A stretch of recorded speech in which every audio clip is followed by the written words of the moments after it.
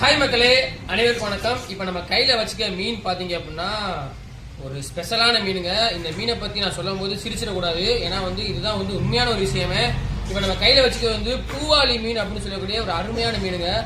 இந்த மீன் பார்த்தீங்க அப்படின்னா எக்ஸாம்பிளுக்கு சொன்னோம் அப்படின்னா ரோஜா பூ அப்படின்னு சொன்னாங்க. ரோஜா பூவை எப்படி பார்க்கறதுக்கு அழகாக இருக்கும், ஆனால் அதை பறிக்கும் போது அந்த செடி ஃபுல்லாகவே முள்ளாதான் இருக்கும். ஆனால் ரோஜா பூவை பறிச்சிட்டோம் அப்படின்னா அதோட அழகே தனி. அதே மாதிரி இந்த மீனை நம்ம சமைச்சு சாப்பிட்டோம் அப்படின்னா அதோட டேஸ்ட்டே வேற லெவலுங்க. ஆனால் இந்த மீனில் வாழை மீன் சாப்பிட்டு நீங்கள் பார்த்துருப்பீங்க, அந்த மீன் நிறையா முள் இருக்கும். அதே மாதிரி இந்த பூவாலி மீன்லையுமே அதோட டேஸ்ட் கூட இருக்கும், முள் அதை விட கூட இருக்கும்.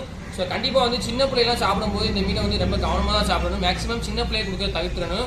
அதே மாதிரி பெரிய ஆளுக்கெல்லாம் பார்த்தீங்க அப்படின்னா இந்த மீனை ரொம்ப விரும்பி சாப்பிடுவாங்க. அதாவது கடற்கரை ஓரத்தில் இந்த பூவாலி மீன்லாம் ரொம்ப அருமையாக சாப்பிடுவாங்க, ஏன்னா ரொம்ப டேஸ்ட்டாக இருக்கும்.